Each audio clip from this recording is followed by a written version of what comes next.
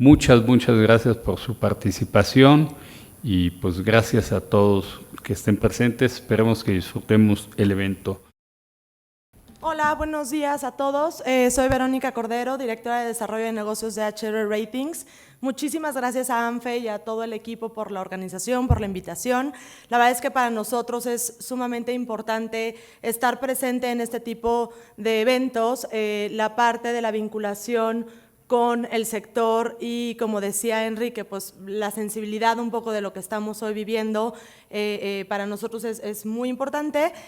Como calificadora tenemos una posición importante en el sector de financieras no bancarias y creo que eso nos ayuda mucho en la parte del expertise y de poder compartir con ustedes pues toda esta visión que Enrique comentaba, ¿no? Por mi parte, simplemente reiterarnos a sus órdenes, cualquier cosa que necesiten, y va a ser para mí un honor presentarles el primer panel que tiene el título de Prevención de fraudes en el uso de la tecnología digital financiera. Este panel va a estar moderado por Noé González, quien es socio fundador de Bisolver. Noé es economista por la Universidad Nacional Autónoma de México, especialista en microfinanzas por la Unidad de Posgrado de la Facultad de Economía de la Universidad Nacional Autónoma de México.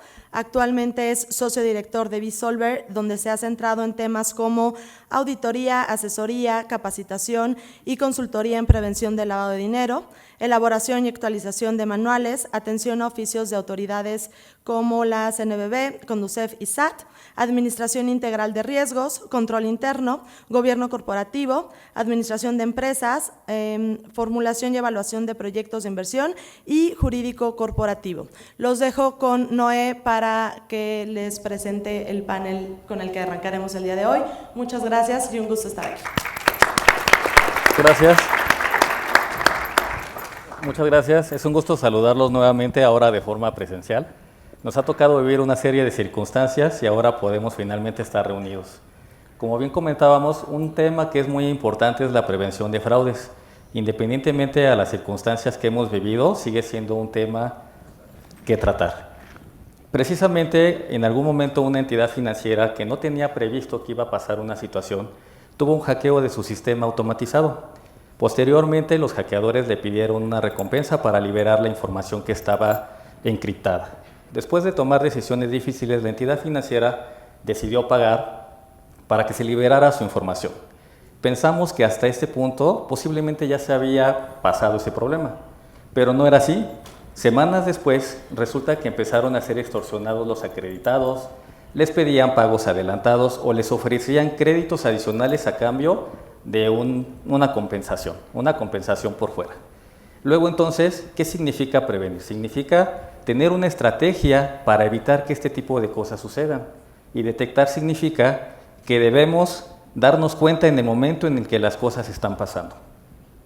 Por esa razón, y para no tener afectaciones de nuestras entidades financieras, es importante platicar más a fondo este tema. Estoy bien acompañado el día de hoy para platicar con ustedes y por eso les voy a presentar a nuestra excelente composición de expositores. Y les voy a presentar a Yolitzi Gutiérrez, CEO de YG Consultores. Bienvenida y muchas gracias por estar. Si pudieras comentarnos sobre tu experiencia profesional.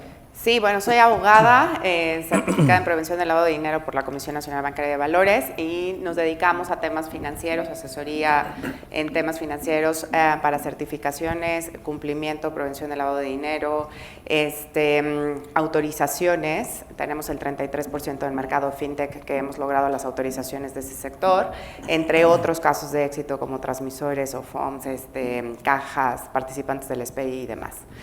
Para mí es un verdadero placer y agradezco a la ANFE que pueda estar con ustedes en este día y muchísimas gracias por estar aquí con nosotros.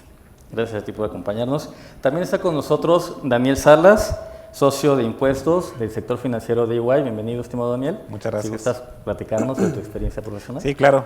Pues bueno, yo estoy especializado en asesorar en materia tributaria a la banca tradicional y ahora obviamente al sector fintech, inclusive algunos de los nuevos productos como los activos digitales, ¿no? Entonces es un gusto estar aquí y vamos a platicar un poco de estos temas y de cómo tiene que ver la prevención de lavado, cómo tiene que ver las políticas, digamos, que de alguna manera impactan la tributación de las compañías, ¿no? Porque ya el SAT está haciendo ciertos cruces de información y ahora más adelante vamos a platicar de cómo ello nos ayuda para tener un buen control y evidentemente evitar cierto tipo de fraudes, inclusive en materia de pago de impuestos, ¿no? Súper bien, muchas gracias. Permítanme presentarles a Óscar Ariza, él es consultor senior de TransUnion. Bienvenido, estimado Óscar, si gustas. Claro que sí, Noé, mil gracias. Buenos días a todos, efectivamente mi nombre es Óscar Ariza, soy consultor senior de TransUnion y tengo un poco más de experiencia de casi 15 años en todo lo que tiene que ver desarrollo de soluciones de tecnología para diferentes verticales en su ámbito de seguridad. En los últimos 4 años, a través de la mano de TransUnion, me he enfocado en apoyar a todas esas entidades, no solamente del sector financiero, sino del sector telcos, gobierno, retail, en todo lo que tiene que ver su transformación digital y los retos que estamos enfrentando en todo lo que te respecta al fraude. Muchas gracias. Pues para todo esto, una pregunta que es muy importante hacer es, ¿qué es el fraude online? Si me permites preguntarte, estimada Yolitze. Sí, bueno, a ver, el fraude online es aquel que se hace a través por medios o canales digitales a través de internet, ya sea a través de una app, a través de una página web. Existen diferentes tipos, entre ellos está, pues no sé, todo lo que tiene que ver con correos basura, que de repente son correos masivos que te llegan y que te dicen, bueno, a ver, pícale, ¿no? Y que los conocemos como spams, que de repente te dice, oye, ¿quieres ver tu estado de cuenta? Pero ven que el correo está como un poco extraño o lo que sea, y le picas, y lo que sucede es que en ese momento entra un virus que te roba la información. Entonces tengan mucho cuidado y todo lo que esté en spam, revisen realmente si tiene sentido o no tiene sentido que lo abran. Existe otros que son phishing, ¿no? Que es realmente suplantan la identidad de alguna entidad financiera, en donde entras a una página y pareciera que es de cualquier tipo de entidad financiera, y entras, evidentemente tienes tu user, tu password, ellos te roban la información y te das cuenta que de repente te sacan y sin más ni más pues te robaron tu información, y con eso pueden hacer transacciones, te vacían cuentas, solicitan créditos y demás, ¿no? El phishing también puede ser algo que es una nueva modalidad que ya en México ya casi no se utiliza, hace muchos años, hace más de una década, era algo muy común que los bancos te marcaran para temas incluso de cobranza o pagos de tarjetas para que te recordaran y demás. Yo en mi otra vida trabajé en Prosa y existía un call center en Prosa en donde simple y sencillamente para el tema de aclaraciones era muy común que los procesos de aclaraciones se hicieran por un call center. Ahorita en la actualidad ya es un poco raro, pero todavía existe algo que se llama phishing, que es, te llaman de una entidad financiera para decirte que tienes algún tema, una transacción fraudulenta, te piden usuario, contraseña para el mismo fin, ¿no? Que quieres sacarte tu información y robarte o solicitar créditos o cosas en tu nombre. Luego existen también los farming, que son, no sé si han visto de repente si se meten a una página, que ahora es muy común que muchos de los periódicos o revistas digitales te metes y tienes que aceptar no nada más las cookies, sino te salen N pantallas emergentes en relación a diferentes temas.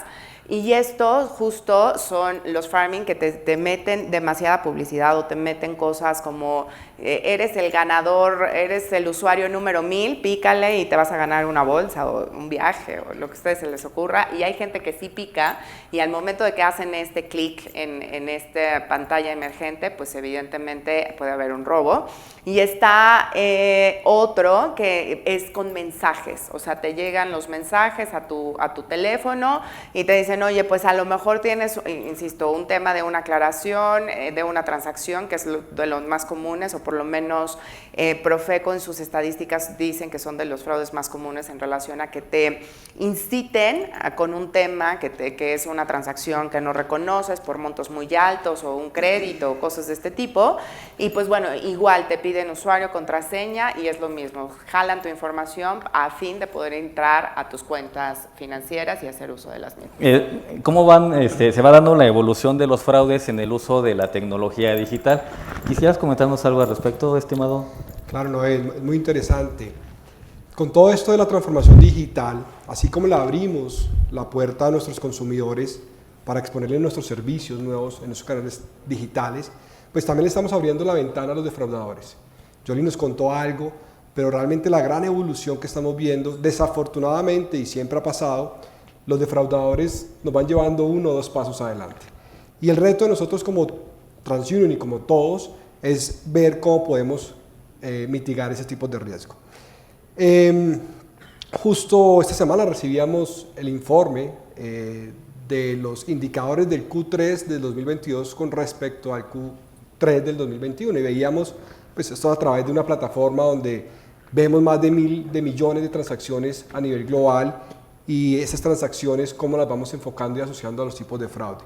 Y veíamos que efectivamente hay un crecimiento del 18% o un poquito más del 18% en México de sospechas de fraude. Aquí no podemos hablar de fraude como tal, sino de sospecha, indicios, percepción de fraude que tenemos en los canales digitales.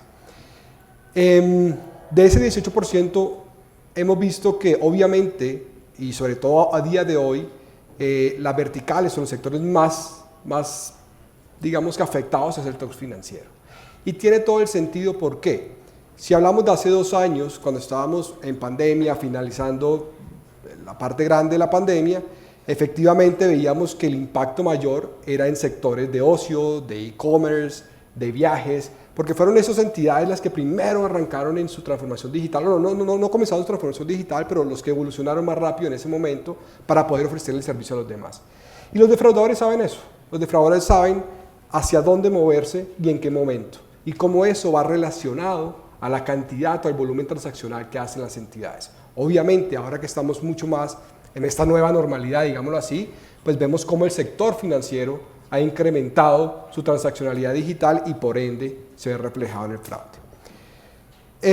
El fraude evoluciona, Noé, porque efectivamente los defraudadores, a diferencia de nosotros, a diferencia de las entidades cuando nos queremos proteger, no siempre trabajan, oiga, yo quiero protegerme, mi fraude es mío y yo no quiero que nadie sepa qué está pasando a mi interior. Los defraudadores trabajan diferente, trabajan de manera mancomunada. Y estamos viendo cada vez más y más y más que los fraudes no inclusive vienen solamente de México, sino vienen mucho de afuera. Entonces, así como tenemos defraudadores no tan expertos, tenemos redes de defraudadores y más en el sector financiero y en el sector digital que trabajan mancomunadamente para decir, oye, mira, yo soy el que me va a robar la información, yo soy el que va a suplantar esa identidad en otro sector. Y así como mencionaba Yoli, hay otros tipos de fraude porque estamos acostumbrados todavía a pensar en el fraude en un canal presencial o un canal asistido. Y no solamente existe la suplantación de identidad, obviamente sigue siendo uno de los tipos de fraude más conocidos. Sin embargo, vemos también cómo la identidad sintética se ha convertido en un fraude importante. Cómo yo me robo la información de Daniel, me robo la información de Noé, de Yoli, y con toda esa información creo una nueva identidad y en base a esa nueva identidad es que cometo el fraude. Y tenemos que estar listos para eso, Noé. Acá lo que les sugerimos a nuestras entidades es apalanquémonos en la información, apalanquémonos en estas soluciones para que de alguna manera esa protección del canal digital, que ya no solamente es saber quién está detrás de ese canal, sino a través de qué canal y a través de qué dispositivo lo está haciendo, nos permita tener una visión holística para que esa evolución del fraude la podamos mitigar de alguna manera. Y evidentemente la tecnología juega un gran rol en esto. Desde el punto de vista tributario, ¿cómo pudiéramos verificar los impactos que tiene el uso de la tecnología digital en esta materia? Sí, muy relevante. Bueno, yo creo que comenzaría diciendo que México es uno de los países que está a la vanguardia en temas tributarios digitales. Es impresionante, pero si ustedes, y seguramente les ha tocado, van a algunos países pues, teóricamente más desarrollados que nosotros, el sistema tributario digital es más arcaico. Es decir, todavía funcionan a través de tickets y no hay obviamente toda esta cadena digital de timbrado, ¿no? ¿Esto a qué nos ayuda? Desde el Código Fiscal de la Federación hay reglas muy particulares para que tú como empresa verifiques la identidad no solamente de tus trabajadores a través de comprobantes fiscales digitales, sino también de tus clientes. Por ahí recordarán que hace unos meses hubo toda una controversia porque todo el mundo se fue a formar para sacar su constancia de situación fiscal, ¿no? La realidad es que el SAT no la pidió, pero el Código Fiscal de la Federación te obliga a que tú como compañía verifiques la información para que pueda haber una trazabilidad, ¿no? Esto yo creo que al final de cuentas tiene que ver con un poco la prevención del fraude desde la perspectiva institucional del Servicio de Administración Tributaria, porque si están de acuerdo, al tener esta verificación de datos, al tener el padrón actualizado y evidentemente la información demográfica personalizada de cada uno de los contribuyentes, lo que hace es que puedas prevenir que efectivamente pues haya suplantación de identidad, puedas tener un poco más de control en los medios de comunicación que existen entre el contribuyente y el Servicio de Administración Tributaria. En resumen, yo diría que podemos utilizar hoy al sistema tributario digital que tenemos en México como para poder allegarnos de herramientas adicionales para prevenir este tipo de fraudes, ¿no? Más adelante vamos a platicar de otros temas muy puntuales en donde el SAT también pide, por ejemplo, para tomar algunas deducciones, para verificar algunos temas de retención de impuestos, te pide también verificación a través de medios digitales, ¿no? Entonces creo que ese sería el comentario para responder a esta pregunta, ¿no? Muchas gracias. Y todo esto nos lleva a saber, pero ¿cómo han surgido los fraudes? ¿Cuáles son los más comunes? ¿De qué forma nos podemos proteger? Bueno, a ver, creo que mucho tiene que ver con el tema también de la legislación. No sé si ustedes sepan, nunca les voy a decir mi edad evidentemente, pero hasta antes del 2010 en México, los únicos que podían emitir tarjetas, un ejemplo de crédito, además de que no existía la figura de SOFOM todavía, eran los bancos, ¿ok? Del 2010 para acá ha habido una reforma y una transformación legislativa impresionante. Salieron las figuras de emisor de tarjetas no bancarios, cambia la figura de SOFOL y se convierte también, hay una evolución de lo que son las SOFOMs. Entran nuevos participantes como los agregadores de pagos, entran también figuras como participantes del SPEI que vienen a evolucionar al 100% el cómo se operaba el SPEI. Nacen las tarjetas digitales 100% y con ello nace también en el 2018 la legislación para el onboarding no presencial. Y en el 2019 sale toda la legislación para el onboarding no presencial que se hace a través de canales digitales para casi todas las entidades financieras de este país. Esto de manera natural hace que hoy los servicios financieros sean 100% digitales y que haya una evolución legislativa en relación a esto. Si bien es cierto, y algo que agradezco el comentario, y ciertamente, a pesar de que somos una economía emergente, en materia legislativa estamos evolucionados con nuestra legislación en temas financieros digitales. Dicho esto, evidentemente con todo el tema de la evolución de la banca móvil y ahora las wallets, que son las fintechs, y con todo el tema de los procesos de microcréditos que se dan a través de diferentes SOFOMs, también por canales digitales e incluso por entidades comerciales que hoy no existen, que no son entidades financieras como tal, pero que dan créditos, pues bueno, la evolución del tema de fraudes y la evolución de la ciberdelincuencia creció impresionante. Creo que hay muchas cosas que mejorar en nuestro país, como la legislación y el tema de la capacitación al Poder Judicial de la Federación en relación a esto, y que los ministerios públicos y el Código Penal también tipifiquen el fraude ya como tal cibernético con ciertas características y demás. Es importante que se manifieste esto porque de ahí viene el origen también del por qué todas las entidades financieras evolucionaron al tema digital. Si hoy te pones a pensar ¿cuántas entidades o cuántos bancos de los 52 que hoy existen tienen canales digitales? Pues prácticamente todos los que tengan banca empresarial van a tener canal digital. Por consecuencia, pues hay un tema de prevención de fraude digital 110%. Acaba de salir el Buró de Entidades Financieras que publica Conducef en relación al tema de las quejas de las entidades financieras. Existen 3 quejas por casi 10,000 contratos en relación a posibles fraudes cibernéticos, que al final del día nos da un total de casi 4.5 millones de quejas de posibles fraudes cibernéticos en temas de banca móvil. Si ustedes se ponen a pensar, es enorme el volumen de quejas, aun y cuando sea un 54%, 49 mejor dicho, 49% del total de las quejas que hoy existen en Conducef. Entonces, las estadísticas van creciendo y ahora con la incorporación del mundo fintech, que es 100% digital, donde no hay sucursales, en donde tú haces tu apertura de tu cuenta desde tu app del teléfono, desde tu página o haces inversiones a través de estas páginas, es importante que el tema de prevención de fraudes en temas de ciberseguridad es súper importante y cada vez toma mucho más relevancia. ¿Por qué? Incluso en agosto de este mismo mes, hace una semana y media, salió una publicación de la Suprema Corte de Justicia en una tesis aislada que habla sobre las obligaciones de los bancos a detener transacciones cuando la IP no es de un lugar común en donde se estén haciendo las transacciones. Por primera vez en la historia, es la primera antecedente legal que la Suprema Corte de Justicia establece en relación a este tipo de transacciones. Y también denota que la Suprema Corte de Justicia y el Poder Judicial, por lo menos este juez, tiene un poco de capacidad de poder leer y cultivarse en temas financieros, porque la circular única de bancos para las entidades puntualmente bancarias, establece que sí deben de tener el monitoreo y el control de las IPs de donde se conectan todos los usuarios. Adicional, que no sé si todos recuerden, pero a partir del año pasado fue mandatorio una disposición que no se había trazado y se había trazado sobre obtener la geolocalización de todos los usuarios en temas de bancos. Bueno, toma mayor relevancia de que hoy realmente se tome en cuenta esa circular única de bancos en donde los bancos tengan esta posibilidad de monitorear y la obligación, en su caso, de detener operaciones. ¿Qué es lo que va a pasar con temas legislativos en relación a esto? Pues todavía no lo sabemos. Creo que estamos todavía empezando a ver los primeros criterios jurídicos en relación a cómo se van a solventar estos casos.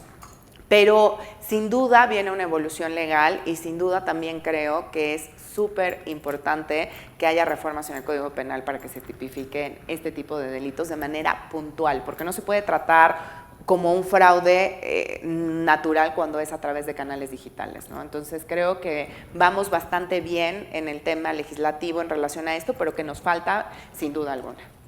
Además del sector financiero, en las distintas industrias está el foco sobre el concepto de la no fricción. ¿Existe la posibilidad de que haya transacciones seguras sin fricción, estimado Oscar? No, yo no hablaría de no fricción, pero nosotros sí tenemos un término en TransUnion a que le apuntamos mucho, que es la fricción correcta. Ya voy a hablar un poco de eso. Hacia mediados, finales del 2020, nosotros hicimos una encuesta muy grande a nivel mundial junto con The Economist, donde le preguntábamos a más de 1.200 ejecutivos, obviamente dentro de la región casi 500 y dentro de México más o menos 250, les preguntamos cuáles son esos retos que están viendo a nivel de transformación digital, qué necesitamos para sobrevivir en ese canal.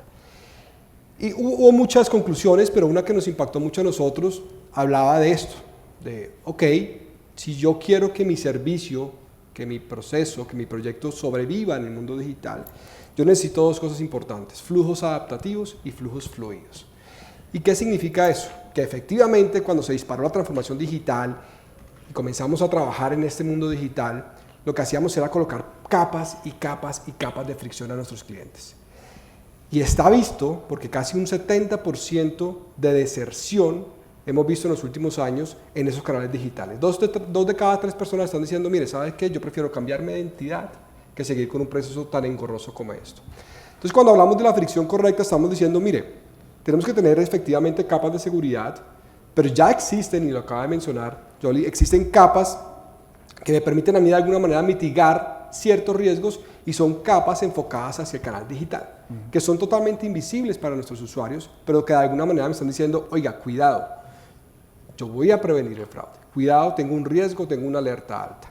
Y hay otras capas que sí son de fricción intencional, donde efectivamente yo voy a tener una interacción con mi consumidor para establecer una identidad, para autenticar a la persona. Entonces hablamos de fricción intencional. Entonces cuando colocamos en la balanza la fricción invisible y la fricción intencional es cuando queremos llegar a esa fricción correcta. ¿Y por qué hablamos de esto? Porque no todas las entidades, no todos los procesos tienen el mismo nivel de riesgo. No todos nosotros como consumidores tenemos el mismo riesgo a ser suplantados. Entonces por eso es lo importante de tener un flujo adaptativo, que yo vaya generando fricción o que mi flujo vaya adaptándose de acuerdo al nivel de riesgo que voy viendo en tiempo real, ¿vale? Entonces, ahí es donde nosotros acompañamos a nuestras entidades y le decimos, bueno, entendamos tu flujo, entendamos tu proceso y también entendamos cuál es el nivel de riesgo que tú quieres asumir. ¿Por qué? Porque no es lo mismo abrir una cuenta de ahorros de pronto a que desembolsar un crédito o una tarjeta de crédito. Entonces, ahí es donde yo comienzo a hacer esa balanza para tener esa fricción correcta que hablamos. Entonces, tenemos que ir a ese mundo, tenemos que ir al mundo de que nuestros consumidores no se vayan de este canal digital y vuelvan al tradicional, sino al contrario, que esos procesos fluidos los conviertan en mecanismos para decir efectivamente quiero ese servicio. ¿Vale? Sí, muchas gracias. Desde el punto de vista para soportar la carga fiscal, ¿qué le podríamos recomendar a las entidades financieras sobre la integración de sus expedientes? Sí, yo creo que es muy importante. Si volteamos a ver el estado de resultados de una entidad financiera no bancaria, tenemos dos rubros muy relevantes que yo les llamo de deducciones estructurales. Una de ellas es la deducción de la cartera, ¿no? Entonces, si por alguna razón tú tienes un quebranto que al final del día pues se perfecciona, el cliente no te paga, hubo algún tema, digamos, con el contrato que colocaste, al final del día la ley de renta te permite tomar eso, el capital, inclusive obviamente también los accesorios, intereses, comisiones, inclusive el IVA también en algunos casos, como una deducción autorizada. Eso es muy importante porque yo diría que en el sector financiero representa uno de los rubros más relevantes y que obviamente disminuye la carga tributaria de las compañías. Pero la problemática está en que en las últimas revisiones que ha hecho el Servicio de Administración Tributaria a este rubro te dice, oye, si tú como institución no tuviste los controles necesarios para evitar que hubiera, por ejemplo, suplantación de identidad, algún tipo de fraude, algo que en la generación, la colocación del crédito, por ejemplo, pudiera tener un agujero y pudiera inclusive llevarte a ver que no armaste este expediente del cliente de forma correcta, la autoridad dice, mala tarde, pero a mí no me traslades el 30% de tu error, ¿no? Wow. Entonces, eso es muy importante, no está en la ley de renta, pero es una interpretación que la autoridad está haciendo porque obviamente dice que es negligencia de las propias instituciones y de hecho hace poco encargó un estudio a la Universidad de Chapingo. No sé por qué a la Universidad de Chapingo, pero le encargó un estudio de deducciones estructurales. Y ahí justo hace este análisis, ¿no? Donde dice, oye, pues las entidades financieras están generando créditos, colocando sin tener los controles adecuados y entonces puede haber incluso suplantación de identidad y pues ese fraude es no deducible porque al final del día no estás cumpliendo con los requisitos para considerar que no fuiste negligente, ¿no? Este es uno. El otro, yo diría que también son todos aquellos tipificados como fraudes en el estado de resultados. Todas las instituciones del sector financiero tienen también un rubro que son quebrantos por fraudes, ¿no? Evidentemente, o por algún tipo de robo, ¿no? O algún tipo de supuesto que ha sucedido y que te lleve a tener una deducción contable. Para soportar esa deducción fiscal, pues evidentemente lo que necesitamos ahora es toda esta trazabilidad de comprobantes fiscales digitales, ¿no? Hoy en día tenemos un Big Brother digital que se llama CFDI y ese CFDI es el que te lleva a determinar si es que tu cálculo del impuesto sobre la renta está correcto. Entonces lo que haces es muy sencillo, trazar los comprobantes fiscales de ingresos y trazar los comprobantes fiscales de gastos. Ahí está, ¿no? Recordarán que hoy las personas físicas, por ejemplo, tenemos la facilidad de que ya llegas a tu declaración anual y le picas y entonces te sale el cálculo del impuesto sobre la renta, pues que teóricamente debe de pagarse, ¿no? El objetivo del SAT es que en 2 o 3 años para las personas morales sucede exactamente lo mismo y creo que van, digamos, en buena avanzada, ¿no? Yo creo que otra vez la reflexión es utilizar todos estos medios digitales que ofrece la administración tributaria actual, inclusive para producto, porque imagínense el potencial que hoy tenemos, por ejemplo, para factoraje, ¿no? En donde ya no usamos facturas de papel, ya son facturas digitales, timbradas, que no se pueden cancelar sin autorización de a quien se le expediste. Entonces, hay una serie como de candados en donde el Código Fiscal de la Federación, la Ley de Renta y las reglas de carácter general emitidas por el Servicio de Administración Tributaria nos ayudan para poder potencializar el negocio digital, ¿no? Sería esa la reflexión, ¿no? Sí, bastante importante. Como podemos ver, este es un riesgo que tenemos que administrar. Los riesgos se identifican y luego se mitigan. Por lo tanto, yo le preguntaría a nuestros panelistas, ¿qué nos podrían recomendar desde el punto de vista de la mitigación de este riesgo? Si alguien quisiera tomar la palabra, las damas primero, por favor. Bueno, desde la perspectiva del usuario, que creo que es uno de los puntos importantes, es que el usuario debe estar consciente que al momento de que entra a sus temas financieros desde un celular o desde su computadora o una tablet, pues primero que no lo haga conectándose a una red pública. O sea, creo que eso es uno de los primeros puntos. Segundo, que evidentemente no guarden su contraseña y que, o sea, que en donde diga contraseñas, porque conozco a muchos que lo han hecho, o que pongan como contraseñas 1, 2, 3, 4 o la fecha de nacimiento o cosas de ese tipo. Sí debemos de empezar a hacer no sé cómo decirlo, pero bueno, debemos de tener la capacidad de autorregularnos y entender que sí somos blancos para que nos puedan hacer el día de mañana algún fraude o lo que sea. Dicho esto, entonces, que tus contraseñas sean largas, que no sean las mismas para todos tus bancos o para todas tus tarjetas, que no le des la contraseña a todo el mundo, que no la tengas habilitada, que no te conectes a redes públicas, que si te llegan mensajes o correos masivos, spams y demás, no le piques por curiosidad, que si te llega y te dicen, oye, te vas a ganar una bolsa, no le creas y digas, sí, claro, mañana aquí le pico, porque créanme que todo esto que pasa hoy con las redes sociales, bueno, o sea, son N cantidad de potencialidad, o sea, se potencializó el tema de fraudes cibernéticos. Entonces deben de tener mucho cuidado en relación a esto. Al tema por el lado de las empresas, de las entidades financieras, de nuestros clientes, pues bueno, evidentemente deben de contar con temas de infraestructura tecnológica y con herramientas que les ayuden a la prevención de fraude y que deben de entender que no es una herramienta más, sino que si están operando por canales digitales, es una herramienta necesaria, una o muchas, y también la infraestructura tecnológica, que deben de tener a personal de seguridad de la información, que deben de tener controles en relación a accesos, que su infraestructura tiene que ser robusta, que tiene que contar con políticas, ¿no?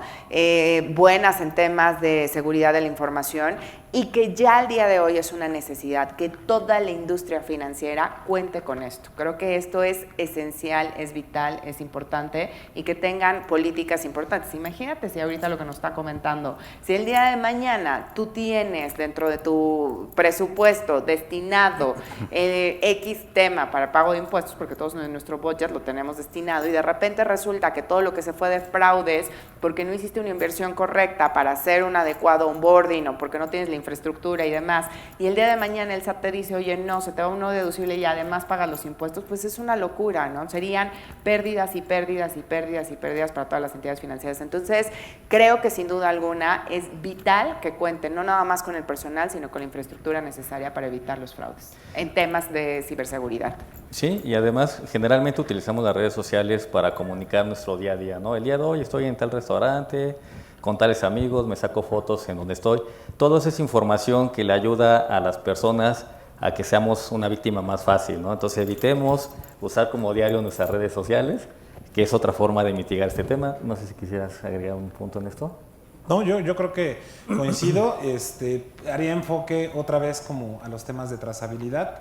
Me parece que desde una perspectiva práctica, ahora lo que tendríamos que tener claro, o por lo menos visualizar en cada una de las entidades financieras, es cómo vinculamos el potencial que tenemos ahora en contabilidad electrónica, en comprobantes fiscales digitales, identidad que le llamamos, digamos, como de Tax ID, ¿no? Al final de cuentas, pues tú traes ya el RFC de todos tus pares, tanto clientes como empleados, ¿no? Y esto evidentemente te puede llevar a tener como un control mucho más expedito y más amplio de las transacciones que está realizando como entidad, ¿no? Correcto.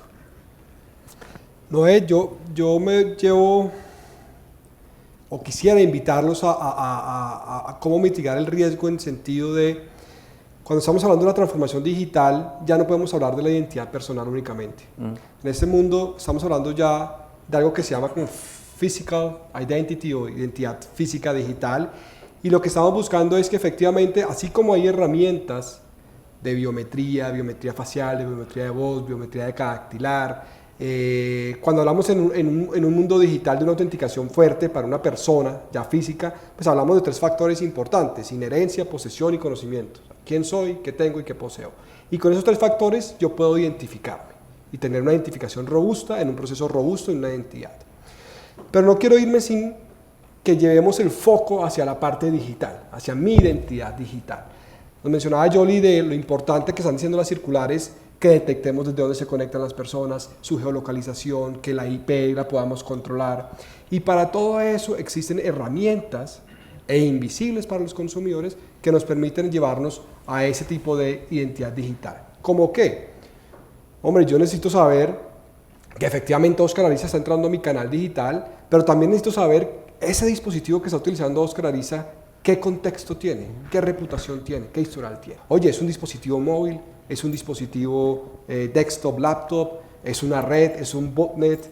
Entonces, todo ese tipo de herramientas o ese tipo de capacidad de herramientas me permiten a mí, antes de conocer quién está en mi canal, es de qué riesgo tengo en mi canal digital. Entonces, efectivamente, herramientas que me permitan detectar que una IP no está detrás de una VPN o detrás de un proxy. Todos sabemos que ocultar la IP es lo más sencillo que hay, los defraudadores seguramente lo saben de mayor manera. Entonces, este tipo de herramientas enfocadas hacia los dispositivos, yo creo que a día de hoy el que no tenga un dispositivo en la mano en este momento no es persona. Entonces, es parte de nosotros, es parte de nosotros. Entonces, qué importante que yo como entidad le pueda proteger mi canal, proteger a mi consumidor, porque de alguna manera lo estoy protegiendo. No todos los defraudadores o no todos los consumidores quieren, si un dispositivo tiene algún tipo de riesgo, significa que sea un defraudador. Yo sí puedo ser Oscar Ariza, yo sí puedo ser la persona que está en este momento en el canal, pero no sé qué pasa con mi dispositivo. Pudo haber sido un dispositivo hackeado, vulnerado, alterado, y todo eso me genera un tipo de riesgo. Entonces creo que hay que armar esa visión holística de la identidad digital y la identidad personal para poder mitigar esos riesgos. Efectivamente. Ahora nos gustaría pasar a la parte de preguntas y respuestas. Si ustedes tienen alguna duda en específico o quisieran que ampliáramos uno de los temas diversos que hemos visto vinculados a esta situación, por favor, no sé quién nos puede ayudar con el micrófono y si gustan levantar la mano. ¿Alguien? ¿Dudas? ¿Comentarios? ¿No? ¿Todo claro? Mientras alguien se anima, si quieres igual también O elegimos una víctima, ¿cómo ves? Puede ser, no, yo me gustaría agregar un comentario muy puntual relacionado con esto de la identificación y que se me viene a la mente porque lo hemos estado analizando desde la Comisión FinTech del Colegio de Contadores Públicos y tiene que ver con el uso de la firma electrónica avanzada, ¿no? Yo creo que ese es un potente mecanismo porque obviamente ya no tienes passwords, utilizas los certificados para poder ingresar. Inclusive hoy ya se están firmando por algunos bancos contratos a través de la tecnología de la Fiel. En paralelo también, por si ustedes no tienen como el conocimiento, los invito a tratar de adentrarse un poco a las nuevas tecnologías, particularmente el blockchain, ¿no? Que creo que viene muy de la mano con esto, porque al final de cuentas esta cadena de bloques digital lo que hace es que te vuelve mucho más seguro el entorno en donde estás haciendo negocios. Esto, evidentemente, aunado con el uso de criptomonedas, con sus reservas, ¿no? Obviamente con sus reservas, pero algo muy interesante que últimamente está sucediendo, y no sé si por ahí lo han visto, es el uso de los non-fungible tokens, ¿no? En donde tú puedes tener como un activo digital, meramente digital, o puede tener un respaldo, digamos, detrás, que es físico. La interacción en el metaverso, todas las nuevas tecnologías que ahora se están utilizando, nos llevan a poder tener de alguna manera pues esta potencialización para evitar como fraudes y que haya una autenticación que tenga un grado de cuidado, de control más alto que el que tenemos actualmente con los passwords, ¿no? Adelante, por favor. Gracias, buen día. En temas de robo de identidad, ¿cómo se hace la deducción fiscal? Pues realmente es complicado porque, primero, desde la perspectiva técnica, tú cualquier tipo de fraude, teniendo los elementos y el expediente, pues pudieras catalogarlo como una deducción fiscal. Sin embargo, la problemática aquí es demostrar que tú tuviste y aplicaste todos los controles y tu política, por ejemplo, para poder mitigar ese riesgo, es lo bastante robusta y se aplicó. Si algún funcionario, si hubo un hueco, si tal vez la política no es robusta, la autoridad fiscal te la va a retar y vas a entrar a un tema de controversia que puede llegar hasta los tribunales, ¿no? Porque te va a decir, mira, ya leí tu política y resulta que tú no tienes cuidado en estos 3 aspectos que son fundamentales para evitar ese tipo de fraudes, ¿no? Si no lo cumples, evidentemente, o si el funcionario, el personal que cometió ese error, pues al final de cuentas lo hizo de forma negligente, pues evidentemente eso no va a ser considerado como una deducción fiscal porque fue un fallo de los controles internos de las entidades, ¿no? No con esto quiero decir que no se pueda deducir, pero que te va a costar mucho trabajo, pero con los elementos, el expediente completo, pues puedes justificar esta deducción, ¿no? Ese es como yo lo veo y como lo está viendo la autoridad en este momento. Oye, y derivado de este tema, ¿sabes si hay alguna guía donde nosotros podamos pues reforzar nuestra política de crédito o saber que sí estamos trabajando bajo las bases con las prevenciones adecuadas? Pues mira, la ley de renta, me parece en el artículo 27, fracción 16, te dice como el checklist de los requisitos que debes de cumplir cuando vas a deducir, por ejemplo, cartera. Y en materia de fraude, la verdad es que está como muy gris y al final del día lo que tienes que hacer es una interpretación de todas las reglas que pudieran estar correlacionadas.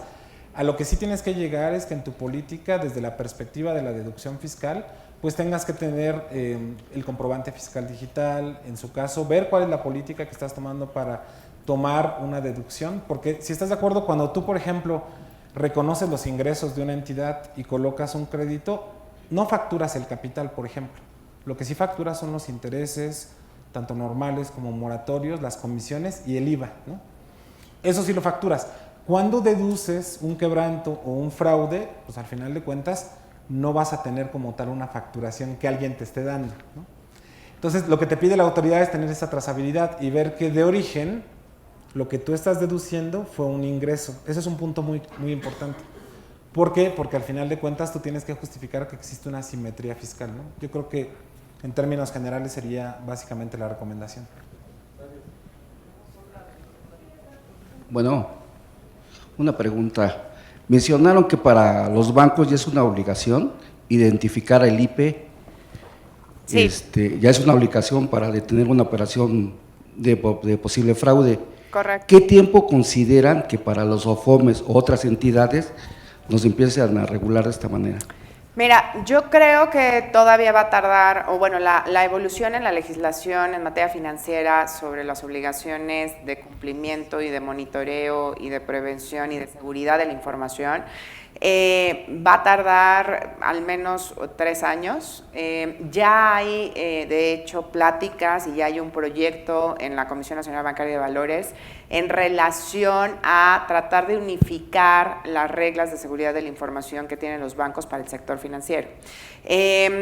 Esto viene porque hicieron con este cambio de sexenio, lo que pasó es que muchas de las autoridades que estaban en Banco de México se fueron, algunas para la Comisión Nacional Bancaria de Valores, y ahora no con este actual presidente, pero el presidente pasado, Juan Pablo Graf, traía esta misión.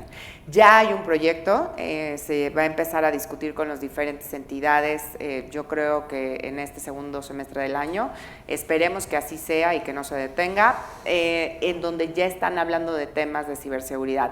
No a nivel como los bancos, todavía no, pero sí creo que sin duda pues las autoridades tienen que evolucionar la legislación en esto porque ya están con el tema de el onboarding no presencial, por lo menos el sector SOFOM ya lo tiene y ya deberían de empezar a utilizarlo y ya lo están utilizando algunas de las entidades. Por consecuencia natural viene la regulación de este proceso.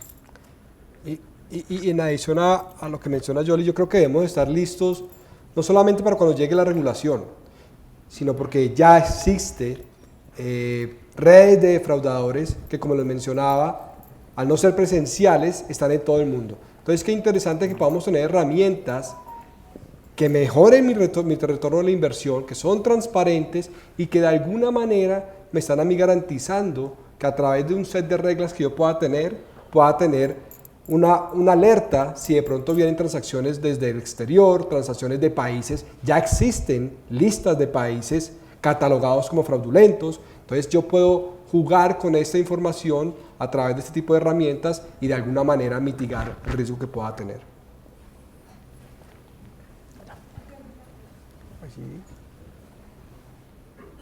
Si nos ayudan con el micrófono. ¿Qué tal? Buenos días. Fernando Sosa. Bueno, más que una pregunta es como ahondar un poco más el tema que están platicando, que muy acertadamente, como dice Yolitzli, que yo creo que el tema de educación financiera es primordial.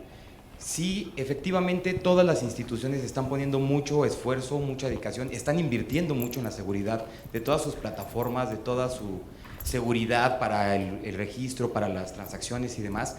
Pero yo estuve trabajando en la Conducef cuando estaba la gestión del licenciado Mario de Costanzo, y hicimos muchos estudios, todo el tema de vishing, smishing, phishing, trashing, todas esas cosas. El problema es que la gente no lo sabe.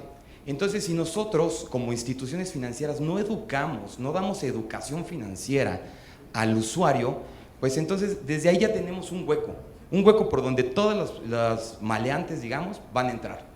Entonces, ellos mismos son los que dan sus contraseñas, son las personas adultas mayores que dicen, oigan, ayúdenme en el cajero porque no sé usarlo, o no veo las teclas.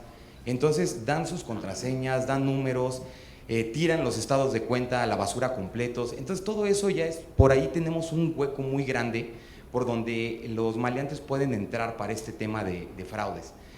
Dar el IFE o el INE a la primera que nos la piden, entregar información susceptible, información delicada personal.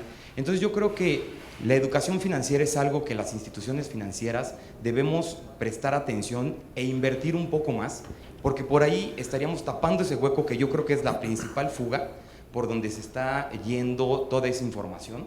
Entonces creo que sería importante sí prestarle un poco más de atención al tema de educación financiera para pues educar ahora sí a la población de México, ¿no? Si nos damos cuenta en la encuesta nacional de inclusión financiera que hace la Comisión Bancaria, también trabajamos con ellos para hacer toda esa encuesta, pues vemos que la verdad somos un país muy analfabeta en temas de financieros, como sociedad en general. Yo sé que todos los que estamos aquí pues tal vez somos expertos en finanzas, pero el gran grueso de la población no.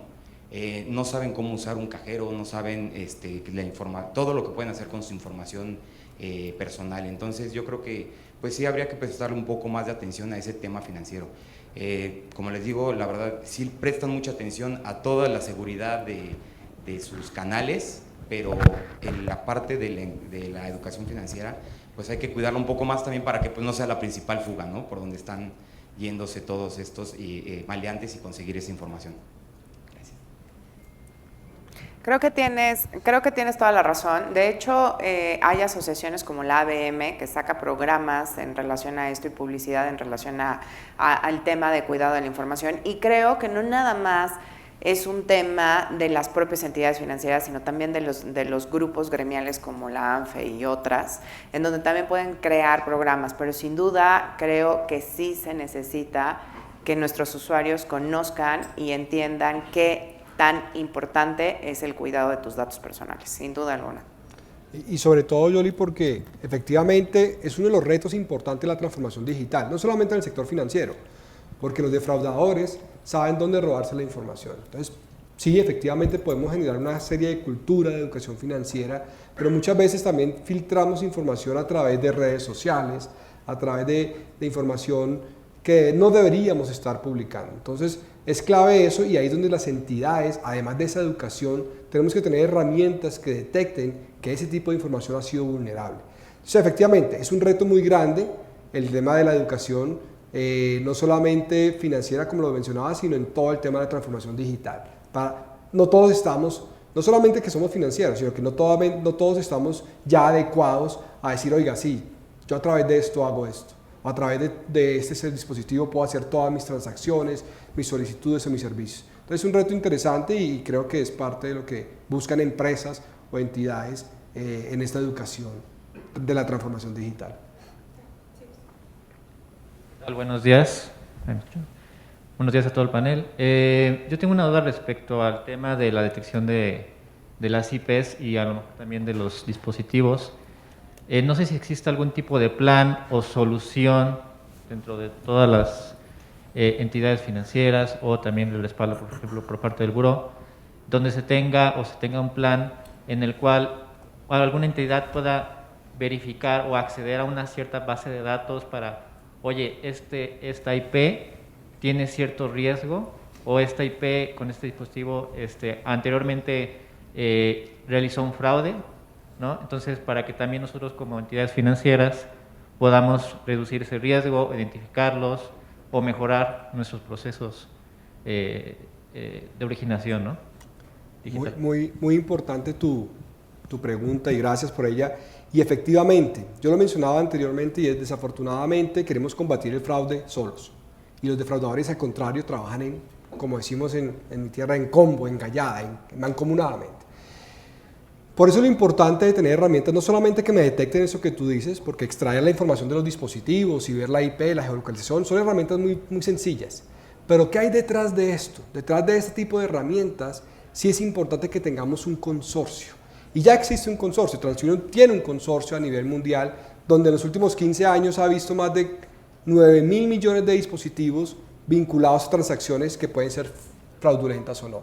Entonces sí es importante que trabajemos de manera mancomunada, que trabajemos de manera junta para combatir el fraude y a través de consorcios como este, donde tú como entidad financiera te vas a alimentar no solamente de la información de otras entidades financieras, sino de diferentes sectores, puedas decir, oye, sí, efectivamente, ese dispositivo que está ingresando, que para mí es nuevo, porque nunca lo había visto en mi canal digital, puedo saber que has cometido o que has sido vinculado o asociado a fraudes en otros sectores. Entonces, interesante, existe a nivel regulatorio, creo que es un reto, o ha sido por lo menos en otros países un reto muy importante porque, como te digo, las entidades, sobre todo las financieras, quieren guardar su reputación y es totalmente entendible porque es un costo reputacional, pero tenemos que ir hacia allá, hacia los consorcios, hacia la información, hacia el Big Data, que nos permita decir, oiga, sí tengo riesgo.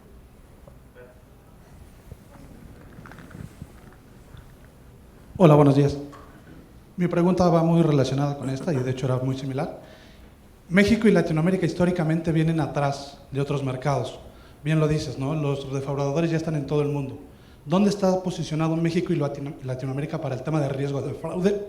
Perdón, para el tema de fraude en identidad digital, comportamiento del correo electrónico, comportamiento de dispositivo, todas las estrategias que ya tienen manejadas los defraudadores de años? Porque finalmente venimos de una transformación digital muy rápido que se derivó de la pandemia, ¿no? Hemos visto brincar muchos comercios como retailers, al e-commerce, ¿no? Todas las fintechs que están llegando del extranjero con inversión. Entonces, ¿dónde estamos parados como mercado?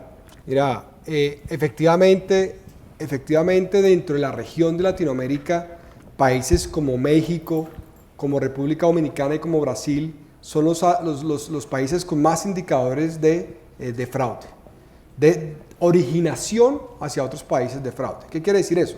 Que efectivamente acá hay un foco importante que hay que tener cuidado. Tú lo mencionabas algo importante, tenemos que enfocarnos nuevamente en ese tipo de fraude, en cómo puedo ver la reputación de esos dispositivos, del correo electrónico. Mira, capas tan sencillas como lo que tú mencionabas. ¿Cómo sé que el correo que me está dando esa persona para hacer una apertura es un correo válido, es un correo inválido o es un correo tóxico que ya conocemos? Entonces existen consorcios, existen bases de datos de millones y millones de dominios que nos pueden alertar de eso. Entonces eso es clave a la hora de tener una mitigación de riesgo en el canal digital. ¿Por qué lo importante de los consorcios? Porque efectivamente tenemos que de alguna manera compartir esta información y con esa información poder mitigar ese tipo de riesgo.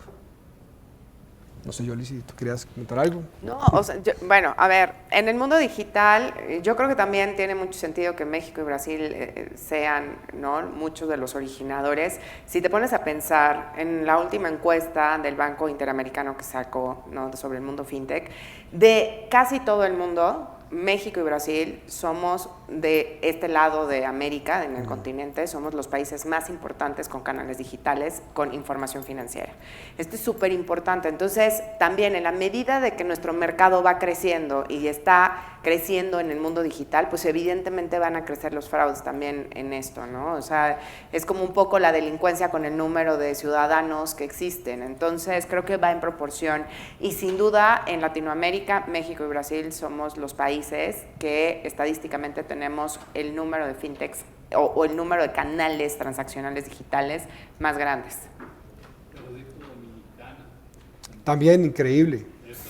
Increíble, y creo que tiene que ver mucho con el tipo de geolocalización, pero sí, después de México, Brasil, un país como República Dominicana es donde más se evoluciona, o bueno, de donde se origina, perdón, tipos de fraudes digitales. Bueno, pues como nos imaginábamos, es un panel y un tema súper interesante, apasionante, importante, que te atrapa además por el tipo de temas que se están tratando, ¿no? Yo creo que en la sesión nos pudiéramos extender fácil varias horas o el resto de la mañana. Yo quisiera hacer algún comentario y sobre todo pedirles alguna opinión. Por un lado, si nos comparamos, dado que estamos en este tema de las comparaciones de México con el resto de Latinoamérica o del mundo, somos de los países que estamos más rezagados en el tema de inclusión financiera. Por el otro lado, ayer en una conferencia decían que México, por ejemplo, de la OCDE, es el país que mantiene el mayor uso proporcional de efectivo. Que todo esto, o sea, va un poco de la mano con el tema de las tecnologías digitales, ¿no? O sea, también por el otro lado se dice que México es de los que tiene los sistemas más robustos a nivel o de los más avanzados, ¿no? Aquí mismo lo comentaron, a nivel de leyes, a nivel de controles, a nivel de avances. O sea, estamos como con una dualidad medio interesante, ¿no? Se me ocurre que a lo mejor el gobierno debería de, lo veo difícil, pero debería de incentivar mucho la migración para que el uso de las plataformas móviles y que todas las transferencias sean mucho más usuales y habituales. Sería lo ideal, ¿no? que empezáramos a avanzar en ese sentido, pero se sigue manteniendo una base de desconfianza precisamente por el desconocimiento de la tecnología, por el desconocimiento de quién sabe qué va a pasar, y como que me siento más seguro teniendo dinero efectivo en la bolsa, y al menos no me lo roban o yo sé dónde lo tengo, ¿no? Etcétera, etcétera. O sea, eso es lo que se sigue permeando, ¿no? Y luego, terminando ahorita que hablabas, por ejemplo, de los ejemplos estos del SAT, si hay algún fraude, hay veces que ni cuenta te das y ya te fraudearon y ni siquiera deducible de impuestos, entonces está peor, ¿no? Entonces, esa dualidad entre el gran uso de efectivo, la poca inclusión financiera y los grandes avances que tenemos digitalmente o en la tecnología, ¿no? Primero, ¿cómo lo ven? Y por el otro lado, felicitarlos. La verdad, qué interesante tema. Gracias. Quisiera ampliar un poco, contestar un poco este tema. A ver, sí, el manejo de efectivo, sin duda alguna, como país, lo tenemos súper alto, sin duda alguna, ¿no? Por temas de inclusión financiera. Sin embargo, también está pasando un tema social importante en México. Ahorita hay estadísticas súper importantes, incluso en el último censo que hizo el INEGI, que ya está publicado, establece que la población más grande de México, y no nada más lo dijo el INEGI, ya había muchos datos estadísticos de otras entidades a nivel internacional. México ahorita tiene una población enorme de personas entre los 15 y 35 años. O sea, es la población más grande que está existiendo en nuestro país. Ya salieron datos estadísticos y pronósticos que dicen que en la siguiente década todos los que son generaciones Z son los que van a tener los puestos directivos en las diferentes empresas, ¿no? Sin importar el tipo de industria. Dicho esto, creo que también va a haber una evolución en el sistema financiero mexicano en la siguiente década. Y esto es súper importante. ¿Por qué? Porque esta nueva generación sí le gusta lo digital, no le da miedo lo digital, nacieron digitales. El cómo se comunican es totalmente distinto. Es más, prefieren mandar podcast de notas de voz de 5 minutos que hablarse por teléfono, que eso es impresionante, pero es real, que dicen, a mí no me importa, te mando un podcast y son 5 minutos, que lo escuchas y es toda una plática, pero si me hubieran llamado nos hubiéramos ahorrado un buen de tiempo. Pero al final del día la forma de cómo comunicarnos, así es como está funcionando. Entonces creo que el tema digital llegó para quedarse y va a quedarse y va a evolucionar y cada vez vamos a tener muchos más en canales digitales y creo que la parte de la economía sí se va a empezar a subir. Ahora, también tenemos un tema súper importante que va vinculado al tema de manejo de efectivo, que es la economía informal. La economía informal en nuestro país es enorme y es muy difícil que acabemos con ella. Y dicho esto, pues evidentemente trae como consecuencia que el flujo de efectivo derivado de esta economía pues, sea natural, sea normal, es como se mueve el dinero. Si tú vas al mercado, que se montan estos mercados en la calle, tú no vas a pagar con tu CODI, ni vas a pagar con tu tarjeta digital, ni me van a aceptar un QR, ni le voy a decir, oye, te pago con Bitcoin o con Ether, o sea, no va a pasar esto, todavía no. Sin duda hay grandes esfuerzos para que cada vez haya mayor inclusión financiera, sí. Creo que en algún momento México va a tener esto, sí, pero también creo que no va a ser en la siguiente década que seamos 100% digitales, o sea, eso es una realidad. Evidentemente el gobierno creo que sí está impulsando mucho el tema de la digitalización por muchísimas razones, fiscalización, recaudación de impuestos, el control de los ingresos. Pues obvio, China es un gran ejemplo en relación a esto. Tienen el control absoluto de las finanzas de las personas. ¿Y qué fue lo que pasó? Que llegó un momento que Alibaba tenía más control que el propio gobierno chino y por eso es que tuvieron el pleito y por eso es que le quitaron la compañía, ¿no? Porque al final del día tenía el control absoluto de las finanzas, sabía quién tenía dinero, quién no, cuánto, en dónde lo gastaban, por qué lo gastaban, quién eran tus mejores amigos, tenía toda tu vida controlada y al final del día, si la mayoría de los gobiernos está buscando esto, pues sí, ¿no? Imagínate tu base tributaria se incrementaría a la enésima potencia, pero sí creo que en México todavía nos vamos a tardar mucho que pase esto, sin duda alguna. Y hay algo interesante para complementar y es que efectivamente lo de la inclusión financiera todos lo conocemos y es un reto grande.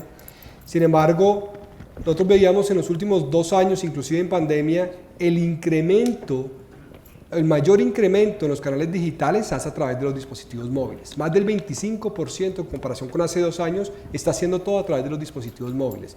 Entonces el reto de nosotros como entidades es darle esa seguridad a esas personas, inclusive de la base, que puedan, y lo vemos claramente en lo que sea, en las famosas super apps. Tú hablabas de China, WeChat, Rappi ahora, Rappi, esas entidades que comenzaron con servicios de domicilio y ahora son prácticamente un banco. Entonces, hacia allá va el mundo, hacia allá va la inclusión, es un reto grande, pero de nuestra parte como entidad, el reto es darle esa confianza a esas personas que no han dado ese salto, porque sabemos que esa es parte grande y eso por eso hablábamos de procesos fluidos y adaptativos.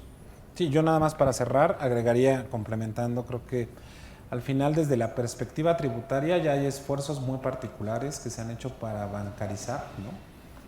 Recordemos que hoy no puedes tomar una deducción superior a 2,000 pesos si no lo haces con pago de tarjeta, transferencia, cheque, etcétera, ¿no? Por ahí hace algunos años recuerdo había una muy buena propuesta en materia de impuesto al valor agregado donde decía, bueno, mira, te cobro la tasa del 16, pero si lo pagas con tarjeta, automáticamente te regreso el 3%. Estaría buenísimo. Eso estaría buenísimo, ¿están de acuerdo? Entonces, sí. Hacemos un llamado a reconsiderar. Así, por favor. Esa propuesta para incrementar. El RECICO, el régimen de confianza, no funcionó tanto como se esperaba. La realidad es que pues, la recaudación ahí no creció, pero ojo, por este tema digital, México es uno de los únicos países a nivel internacional en donde la recaudación creció en periodo pandémico en términos reales. Eso es impresionante, ¿no? Entonces, la realidad es que ahí se ve claramente que las inversiones que se hicieron no en esta administración, se siguen haciendo, pero que se empezaron a hacer desde administraciones anteriores en materia tributaria, están dando fruto, ¿no? Creo que la iniciativa privada tenemos que tomar el ejemplo de ello, ¿no? Sí. Muy bien. Pues hola, una última pregunta, A ver, si se puede. Creo que tiempo? Por temas, de tiempo sí. tomamos esta última o ya no. A ver, adelante. Adelante. Rapidísimo. Vaya, hay una cantidad de tecnologías para filtrar, para elegir, para prevenir, etcétera. Pero ¿cuál es la consecuencia para el defraudador fiscal, digital? Oímos una serie de ¿cómo se llama?, de tecnologías que nos ayudan a prevenirlo, pero una parte de la prevención es la consecuencia que hay para los defraudadores digitales. Y honestamente nunca he escuchado que haya habido un grupo, una banda, una persona, etcétera, que hace los fraudes digitales y que tenga una consecuencia. Y eso protege mucho más también a las instituciones, a las personas, que solamente seguirnos blindando. En Estados Unidos, en Europa, etcétera, están los blindajes, pero también hay consecuencias. Entonces, ¿ahí dónde estamos parados? ¿O seguimos sin nada? Justo platicaba al inicio de mi intervención en la conferencia que sí necesitamos sin duda alguna que el Código Penal de este país se modifique para el tema de fraudes cibernéticos. Tienes toda la razón, al final del día no hay alguna consecuencia al día de hoy en México y no la hay, y hay muchos casos, otros esfuerzos que están haciendo otras asociaciones como la AMBO, que es la Asociación de Ventas Online, que genera el hot sale y cosas en el Buen Fin. Ahí en su momento estábamos viendo un proyecto para el tema de llevar con el Poder Judicial de la Federación propuestas de reformas en relación a esto. ¿Por qué? Porque los e-commerce sufren, ha pasado casos, un ejemplo como una plataforma de As Deporte, en donde tienen la foto de la persona que llegó, cruzó la meta, brincó y todo, y de repente dice, yo no hice la carrera, entonces reclama el cargo y le hacen la devolución. Hace mucho tiempo el e-commerce siempre perdía todas las aclaraciones en tarjeta, y entonces pues el comercio decía, oye, pero sí lo hizo, tengo las pruebas, aquí está Juanito Pérez, que ya lo identifiqué en sus redes sociales y sí es él, y cruzó la meta y aquí tengo la evidencia. Y de todas maneras perdían ese tipo de aclaraciones. Sí se necesita hacer un esfuerzo grande por las industrias, que lleven los grupos gremiales, que son los que tienen realmente los poderes y que representan a las diferentes empresas y sectores, que generen presión en relación a estos temas. Sin duda alguna es necesario que México tenga reformas en temas penales en relación a este tipo de delitos. Incluso porque se ha visto que también hay lo que se llama el fraude de primera persona. Entonces, no son redes de defraudadores, somos nosotros mismos como personas que vamos y le decimos a una entidad, oye, no te voy a pagar.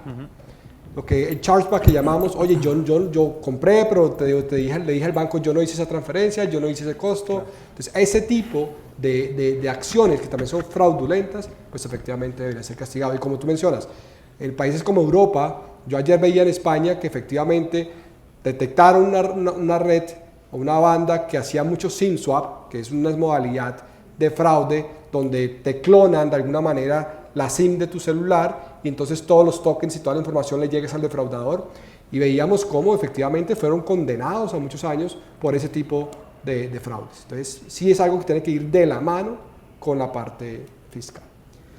Muy bien, pues por cuestiones de tiempo, por el momento nosotros queremos agradecerles la oportunidad de platicar con ustedes. Si tienen alguna otra duda, a favor de hacérnosla llegar por correo electrónico para que nuestros panelistas se las puedan contestar. Y mientras tanto, recuerden que mejor prevención es más negocio. Muchas gracias.